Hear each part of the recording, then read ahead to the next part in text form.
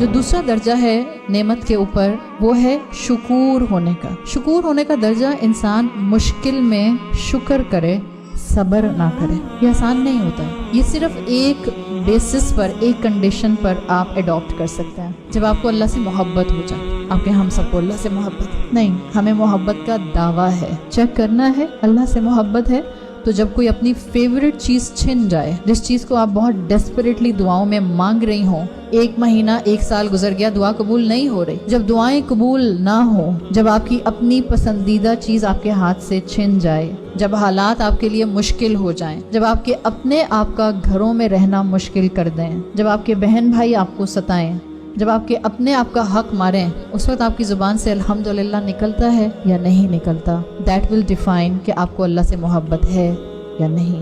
ये मेरे ईमान का इम्तिहान होता है। ईमान के दर्जात है ना, बिल्कुल बेसिक ईमान होगा तो मैं नेमत पर अल्हम्दुलिल्लाह बोलूँगी, और थोड़ा सा एडवांस्ड इम्तिहान आएगा तो मेरे ईमान का भी पता चल जाएगा कि ईमान एडवांस्ड है या नहीं है। जो शुक्र इंसान होता है वो हर हालत में शुक्र गुजार रहता है, जिसको आप कहती हैं राजी बा रज़ाए रब। ये रिदा का लेवल है जो सिर्फ उस वक्त मेंटेन किया जा सकता है जब आपको अल्लाह से मोहब्बत हो।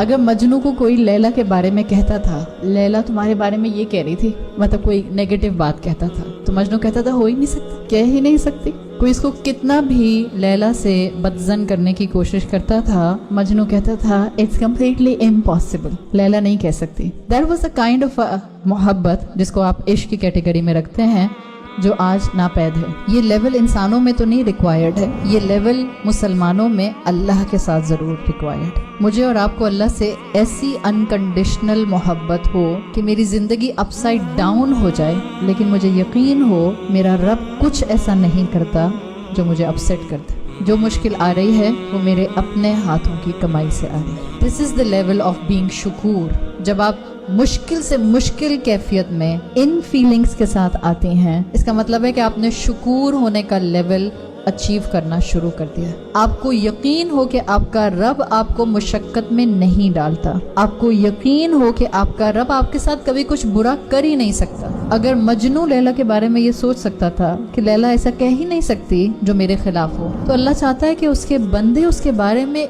ये मोहब्बत का लेवल रखें कि हमें अल्लाह पर कभी बदगुमानी का शाइबा भी ना हो, शक भी ना आए कि ये अल्लाह ने किया है। जो मुश्किल आती है वो या तो हमें संवारने के लिए आती है, अपलिफ्ट करने के लिए आती है, या कभी कभी हमारे अपने किसी गुनाह का असर होती है। अल्लाह ताला दुनिया में हमें पाक कर रहा होता है, बजाय इसके कि कब्र में मुश्किल आए या बजाय इसके कि आखिरत में मुश्किल आए। कभी दुनिया की छोटी छोटी मुश्किलात हमें आखिरत में बड़ी बड़ी परेशानियों से बचाने का जरिया बन रही होती है। तो अगर शुक्र बनना है तो सीधी सी बात है, जब मुश्किल आए अल्हम्दुलिल्लाह कहने वाले बन जाएं। मांगे अल्लाह से वो शुक्र गुजार दिल, कल्बन शुकूर, जो आपको अल्लाह की रज़ा पर, रसूलुल्लाह सल्लल्लाहु अलैहि वसल्लम की तालीमात पर कंटेंट रहना सिखा दे, जो आपको आपके हालात पर कंटेंट रहना सिखा दे, और सिखाएगा जब आप मांगेंगे। वो कदरदान रब है, वो देता है।